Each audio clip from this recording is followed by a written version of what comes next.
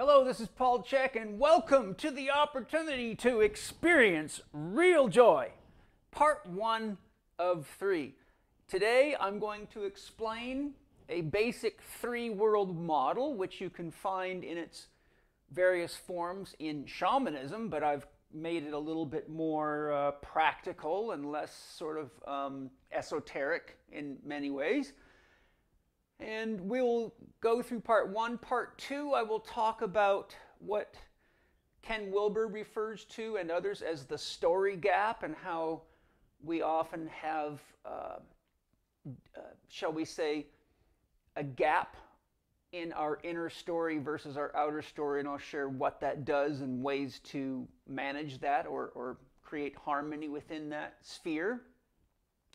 And in part 3, I will share some of the practices that I use and teach to help you cultivate real joy on a daily basis, even when it seems like all hell's breaking loose. And when you work with as many people as I do that are having a variety of life crises, and you have your own life, these practices become very, very real. And I can honestly look you in the eye and tell you that I'm at a point in my life where when the shit hits the fan, all my practices have paid off, and where I used to get pissed off and wound up and fire would run through me, I slow down, center myself, breathe, and I know that Great Spirit always leaves lots of useful information in the chaos. And where the chaos used to be chaotic and disruptive, through my own practices, I've now learned and learn more each day how to read the chaos and see what it's telling me, which is very, very important if you want to experience real joy. So with that, let's get started on part 1, experiencing real joy. So I've got a couple of definitions here that I'd like to share because I think it's important. The words happiness and joy and even bliss are often used somewhat interchangeably. So I'd like to orient you to what I mean when I'm using the word joy as it relates to our discussion.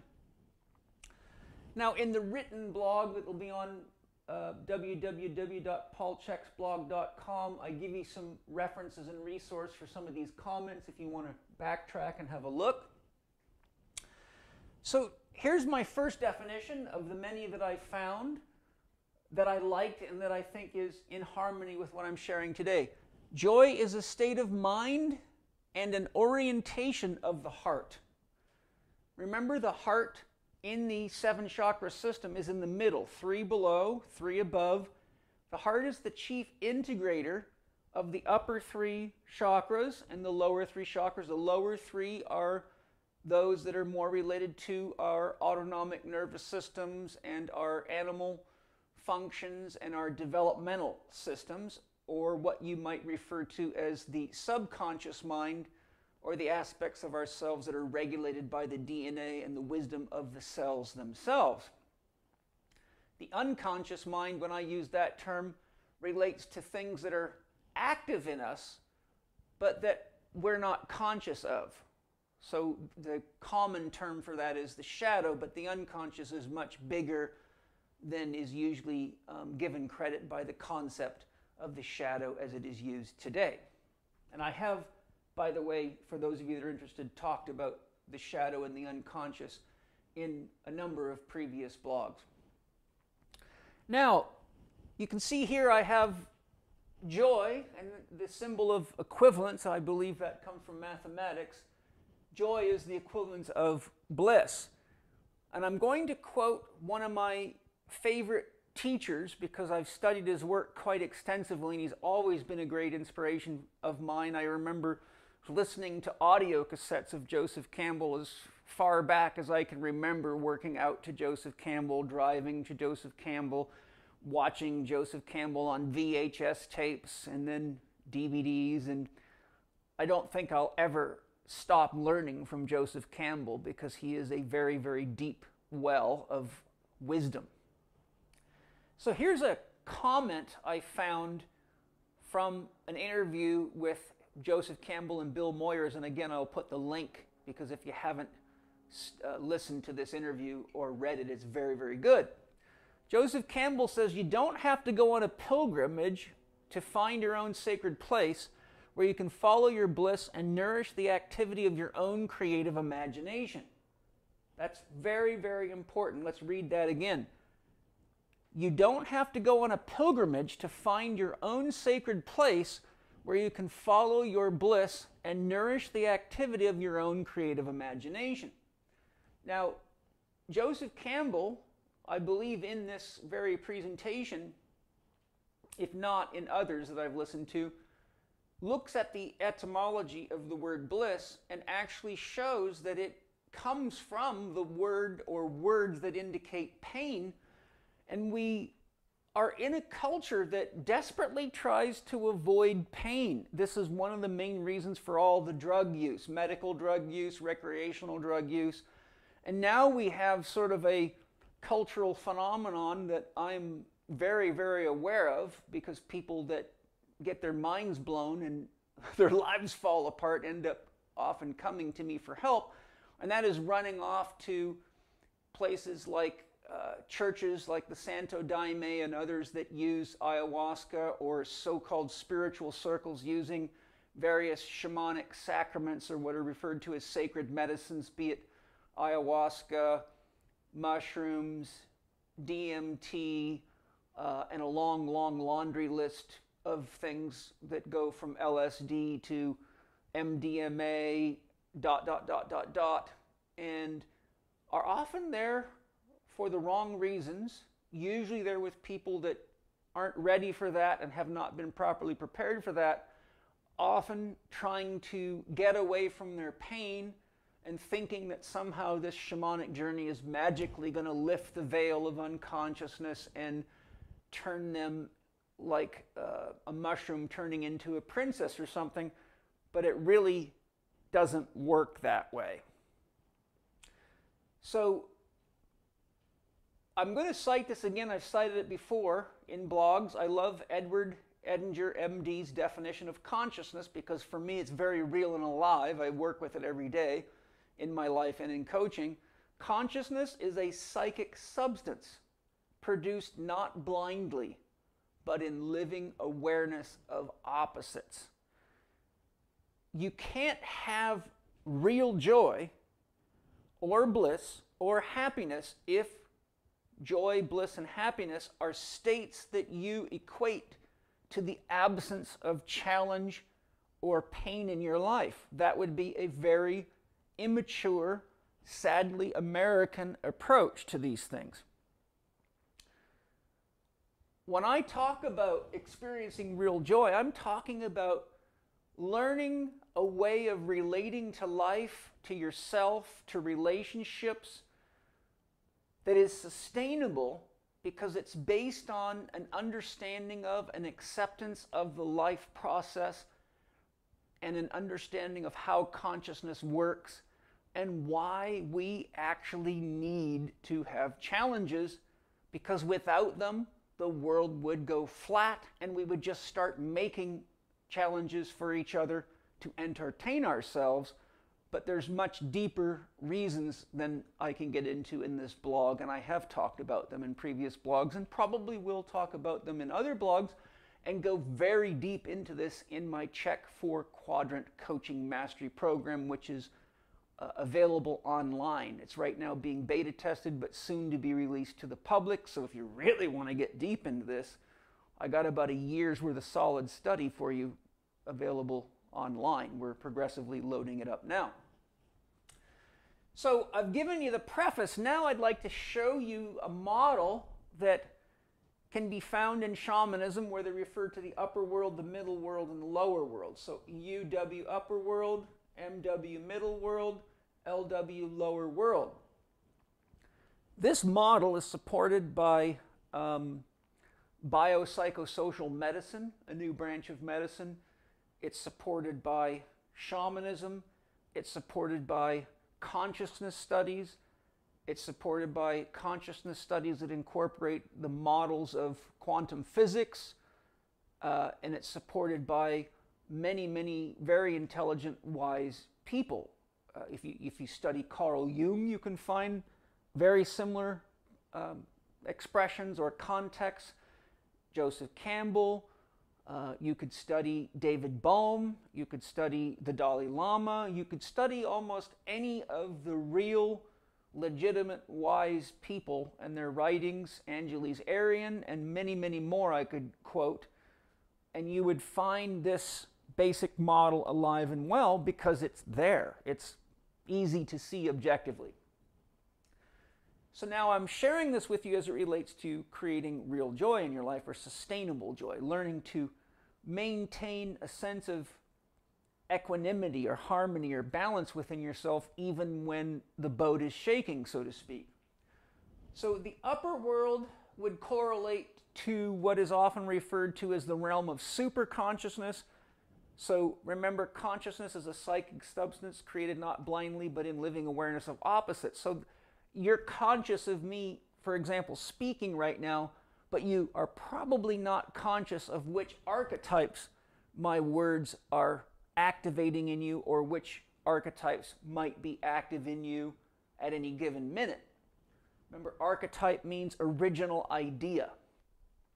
So, for example, the concept of a mother is an archetype. The concept of a father is an archetype. The concept of a child is an archetype. The concept of a warrior is an archetype. The concept of a builder is an archetype. So there's many, many archetypes that work deeply in our psyche, and they are attractive forces that sometimes, when looked at through the eyes of quantum physics, they're referred to as a correlate to a strange attractor. We don't have time to go into that, but if for those of you that are interested, there is information out there. So the superconscious means above consciousness. So it's the things that are happening above you, above your awareness, that are actually part of the unfolding of the mind of the universe, if you want a large-scale model, but it's also, those are the same forces active in your mind, because you cannot be separate from the universe. So here we have archetypes. This is the range of the noosphere, which means the vibrational sphere of mind. So just like you have a physical plane and the emotional or astral plane, then the mental plane is the correlate of the noosphere. So I've given this a positive polarity because our archetypes cause an attractive, a drawing force. So that electronically would give it a positive polarity. We start off by gaining a material body, and then we have dreams, goals, and aspirations, which pretty much all fall under a heading of a given archetype. If your dream is to be a mother, you can even see little girls playing with dolls and practicing for their family at a very, very early age. So you see the mother archetype is alive in them before they even really truly understand what it means to be a mother. So they're being pulled up, just like a sun has levitational force that draws plants and trees up towards it. The archetypes draw you up. Then we'll go to the lower world. In my model here, we're not talking about the underworld and shamanism, where you have various nature spirits, people that are caught between life and death and other things like that. Here we're talking about matter, just straight matter. Remember, the physiosphere is a term that relates to stones. So if you want to know how powerful matter is in your life, just ponder, what would your life be like if there was no stones, right? Planets are largely stones or gases, but most of them are solid that we call planets. A lot of them are. Stars have a core that is extremely solid, as far as we know.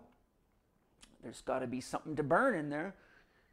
And so matter really relates to the negative, or that which grounds us. If you have an electronic ground, for example, it's grounded. A lightning rod grounds lightning. So the positive polarity of lightning moves toward the negative, and grounds itself. So you could think of this as the matter, but here I'm referring to the lower world as the atoms that end up making molecules that become cells, that becomes organs, glands, and systems that embody us to live out our archetypes. And in the Chek system, the archetype means the dream. My dream is to be a mother. My dream is to be a businessman. My dream is to be a pilot. My dream is to be an artist. My dream is to be a dancer, etc. Those are the things that draw us up through ourselves to become more than just a body or an amoeba or a fish that doesn't even know it's swimming in water. Being human is quite a challenge because we have this conscious mind that's more powerful than the traditional unconscious that we might attribute to an animal. For example, a deer doesn't really have to worry about balancing a checkbook. I haven't known of many deer with addictions to crack cocaine or porn on the internet. They don't have to deal. When you have a conscious mind, you now have to deal with all sorts of things caused by this thing called the cerebral cortex that not only is a great tool for meeting your needs, but can actually cause a lot of disruptions that a deer or a dog or a worm or a gopher doesn't have to deal with. They're more of an authentic expression of the consciousness of the planet, if you want a way of looking at it. So in the middle, we have the marriage of these two polarities. We have our dreams and aspirations pulling us up, but we have the bondage of matter pulling us down. One of my favorite philosophers is Plotinus, and he wrote a lot about the soul, and his writings are very good. Plotinus has warned us that the soul's greatest addiction is to matter, because if you're up here in the superconscious realm, we'll say as pure soul, how do you identify yourself? How do you express your creativity in any kind of tangible form? Imagine being an artist trapped at the level of archetypes with nothing to paint with.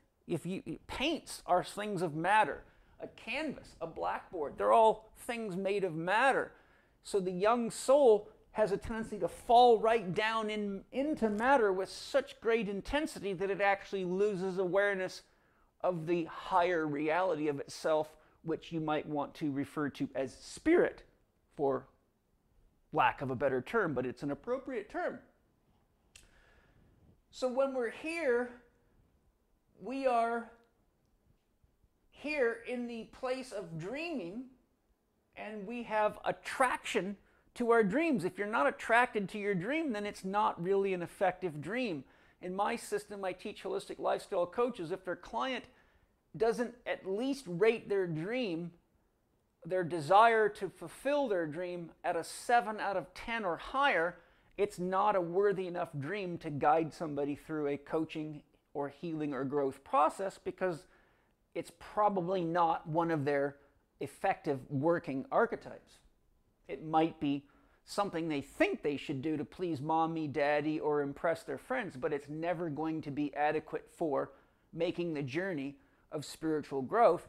And all archetypes are actually a means of drawing us into reaching our potential and learning how to navigate the natural challenges of life and the challenges that make life meaningful. So here we're in the middle conscious realm, where it is our choice to create sustainable joy. And what I'm sharing with you is that bliss cannot emerge unless we have experiences of challenge and pain. Otherwise, joy has no way to be placed in context. So the first stage is naturally one of pain avoidance. That's a biological reaction. But when you get to a certain point in your life and you realize there is no such thing as the king that has no problems, there's no such thing as the famous movie star with no problems, there's no such thing as the millionaire or the billionaire with no problems, and there's no such thing as poor people with no problems, there's no way you can escape the realities of life. So to create sustainable joy means you have to be aware of your potential to utilize and connect to the superconscious elements, or the higher self as it is often used in religious or spiritual terms. And then we have to look at the elements of our lower self. Matter has consciousness infused into it. In fact, some quantum physicists like David Bohm say that matter is the condensation of consciousness, which is a pretty beautiful way to look at what matter is. But matter does not have a lot of capacity to change its mind. Otherwise, the foundation of your house might just say, I'm sick of this. This is hard work, and get up and walk away. So the benefit of matter is it does not have a lot of flexibility in its ability to change. So if we become too materialized or too rigid, we become more stone-like. But within that stone, in the science of alchemy, is the science of extracting consciousness from stone, and that's why they refer to the philosopher's stone or the prima materia, the original material from which we draw consciousness out of.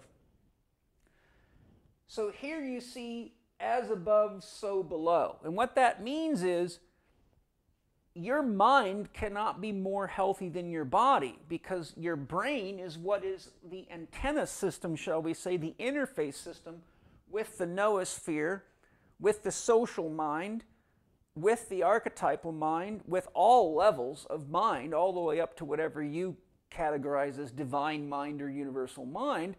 So if you have sick blood, you got a sick brain. If you've got a poisoned body, you've got a poisoned nervous system, and therefore your brain is disrupted.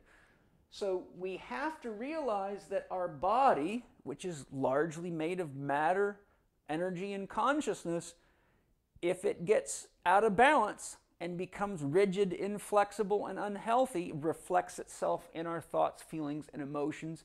And when they get rigid, we become much more susceptible to the forces of chaos, because things that don't bend simply snap or break.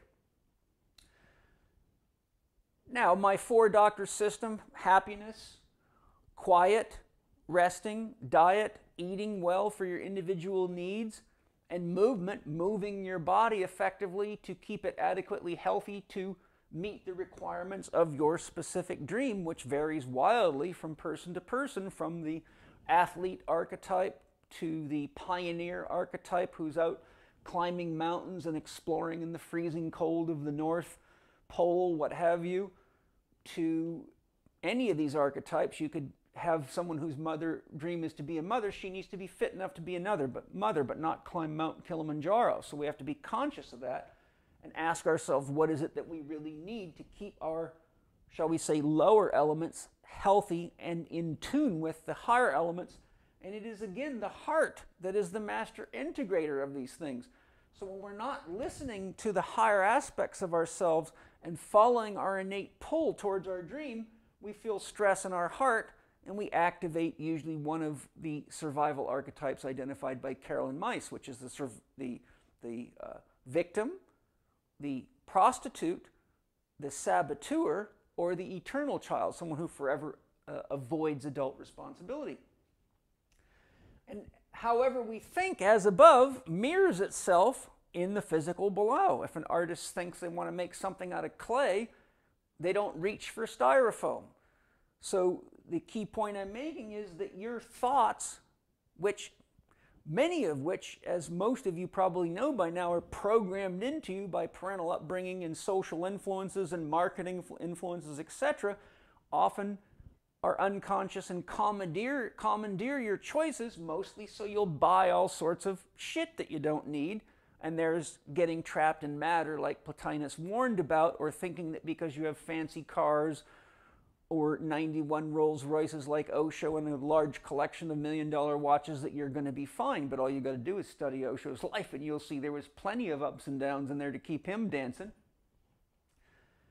So really what we want to do then to create sustainable joy is we want to learn how to manage the material elements of ourselves and the psychic or mental elements of ourselves, and marry those two into a functional whole, and learn how to, shall we say, surf the undulations of life, so that even when we're seeing challenges arise in the environment, whether it be our personal environment or the social environment, or as we have now with the whole world, that we can stay conscious and from a state of being in touch with our heart make decisions that are not only good for us, but if emulated by others would make the world a better place.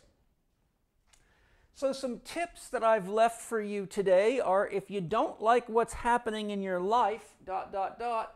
I'll quote Arnold Patton's Universal Principles, which is where that came from. If you go to arnoldpatton.com, look up Universal Principles. You can print them right out. They can change your life. I share them with my students regularly. I read them every day for years, tried to apply those consciously in my life, and I can tell you they're very, very good principles to live by. But what he says in one of those Universal Principles, if you don't like what's happening in your life, look carefully at what you're choosing unconsciously. Meaning that the events in your life that you don't think you like or you don't think you created are usually mirroring back to you your level of unconscious participation. And it's easy to be the victim and say my life's shitty because you did this to me, or blame other people, but eventually that wears out and people just get tired of listening to that, and you get to decide to be an adult and pick up your socks and clean your own pants and wash your own this or that and participate, or you end up spending the rest of your life complaining and criticizing people. So the first thing you want to do is pay attention to where your challenges are. So where are your trigger points? For example, most of us would agree that being around parents and possibly family members can be quite a, shall we say, challenging ride, because mom and dad are very good at pushing the so-called buttons. And somebody once asked an expert, why is it that our parents are so good at pushing our buttons? And this person, who I can't remember who it was, replied very wisely and said, because they're the ones that installed them. So that means that you're actually probably most irritated by your parents or others pushing your buttons because those are parts of yourself that you have not healed yet. Once you've healed whatever those things are that trigger you, those don't wind you up anymore. You just simply recognize what's going on and say, there's someone who's got an issue with money, or an issue with time, or an issue with mommy or daddy, or whatever it is, and you recognize, you have empathy and compassion. I remember working through that myself, and you become wise counsel and a good example for them, but you don't let them wind you up. So the point here is, look at where you get triggered. Write a list of all the things. I get pissed off when so-and-so says this. I get irritated when people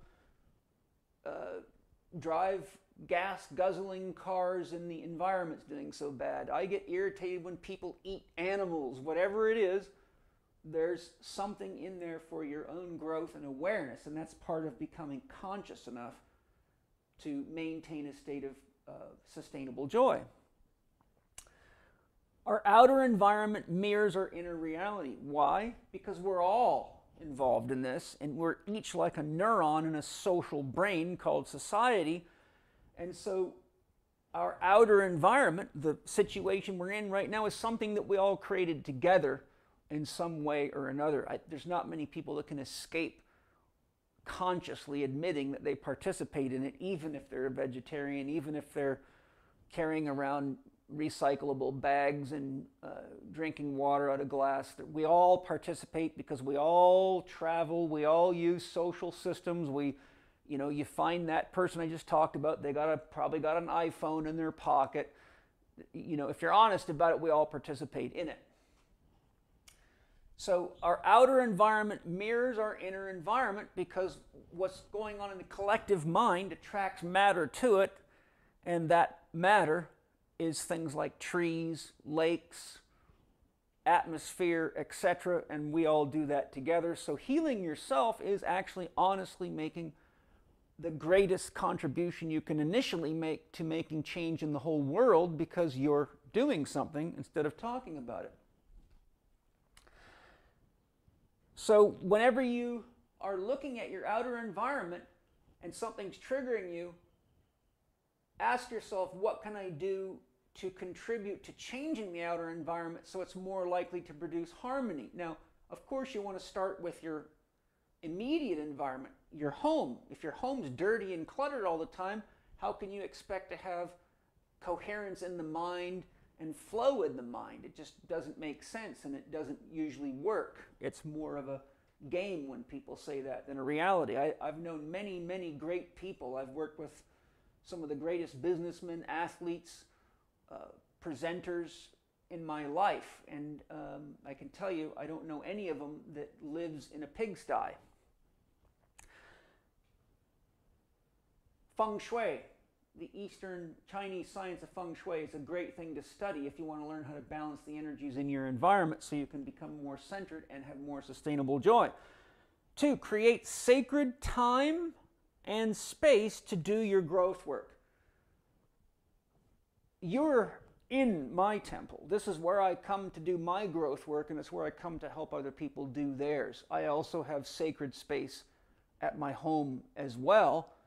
And probably the most sacred space at my home is my sauna, because I do my meditation there pretty much every day. And so that's an example of having a sacred space and a sacred time. I know I'm going to take a sauna at night. I know I have at least 30 minutes to meditate and be with myself and center myself. And I start my day up here with meditation, Tai Chi, or some kind of sacred practice.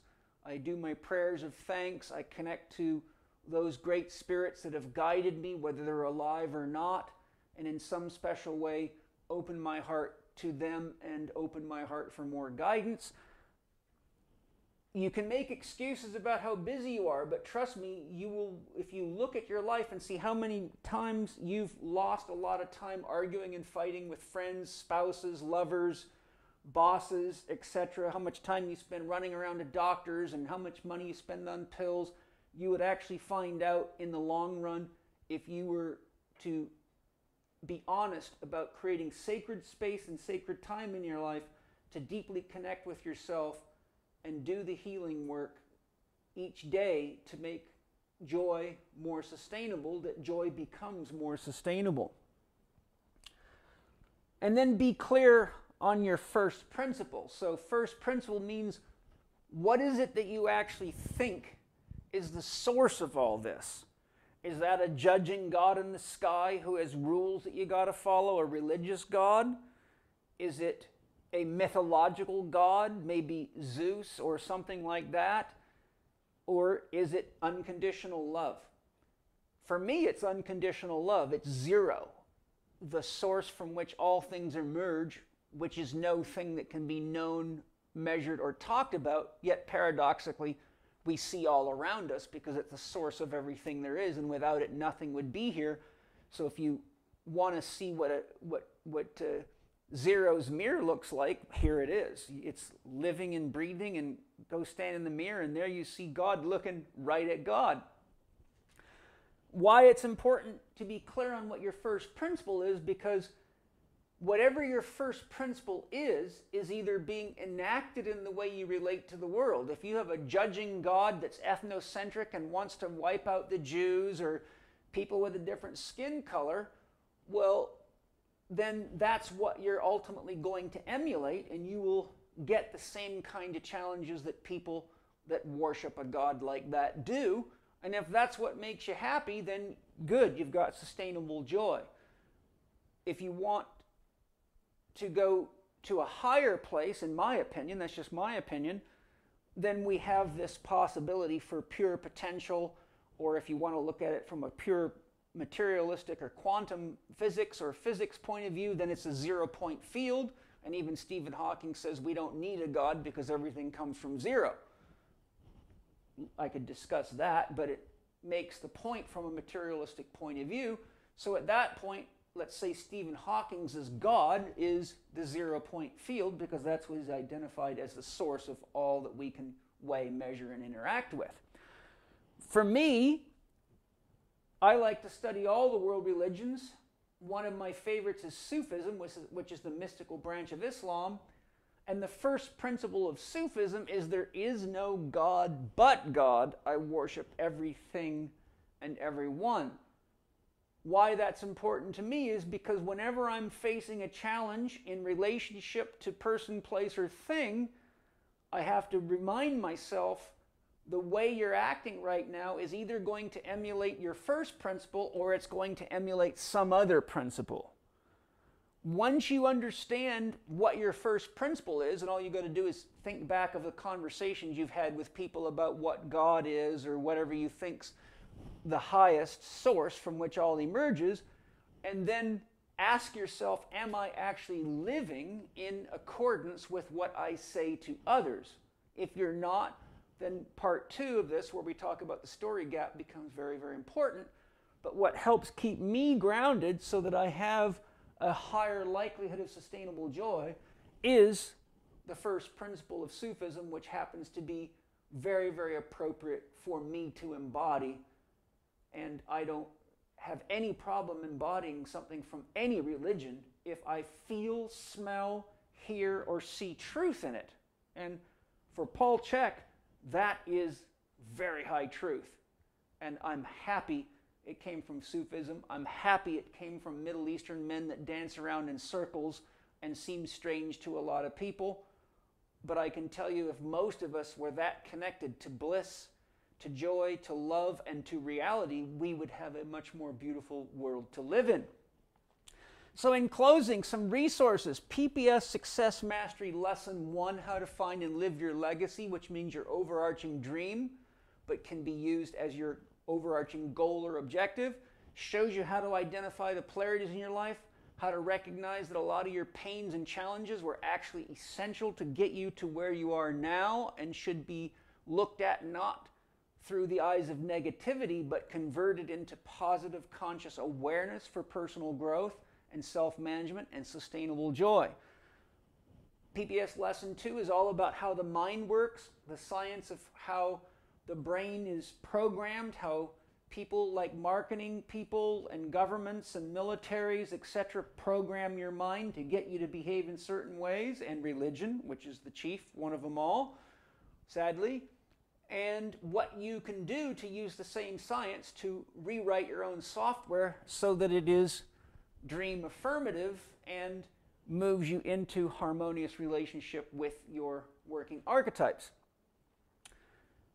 PPS Lesson 3 is the science of goal setting, so I show you how to use what is known through goal setting research and some of my own synthesized concepts that I put together through a lot of practice and experience. And that is what I call your first step program, because we all need to know what our dream is, how to manage ourselves, how the nervous system is programmed and the brain's programmed, and how we can reprogram it for success, and then how to set goals effectively to achieve that dream. My little ebook, Paint a Circle Around Your Arrow and Hit the Bullseye Every Time, was inspired by a story I once heard Osho tell in one of his lectures. So I wrote a little book around the concept, and it's very appropriate for those of you that are feeling a little trapped down here or even stuck here and not quite getting the juice out of the upper world, and it's an easy read. Then my ebook, The Last 4 Doctors Will Ever Need, How to Get Healthy Now, helps you identify what your dream is, shows you how to set up core values, manage yourself effectively so that your yes and your no have currency or meaning and get you there. And then HLC1, Holistic Lifestyle Coach Level 1 online, which is really my book, How to Eat, Move, and Be Healthy, taught by me and Angie, and broken up into, I think, 15 bite-sized lessons that cover the basics and goes even beyond the book, How to Eat, Move, and Be Healthy, and give you some good down-in-the-dirt practical training that you can use. You can now take it online if you prefer that. You can do a combination of online and live coaching with one of our instructors via the web, or you can come to a live course. Thanks for joining me today. I hope you've enjoyed this lesson on sustainable joy, or experiencing real joy, which is sustainable joy. And I will look forward to sharing with you in part 2, where we look at the story gap, and part 3, I will get into some of the practices that I use and teach that help me maintain my capacity for sustainable joy or bliss, which is not one that is exclusive of the pain and challenges of the world. Thanks for joining me. I'm Paul Chek. I'll see you next time.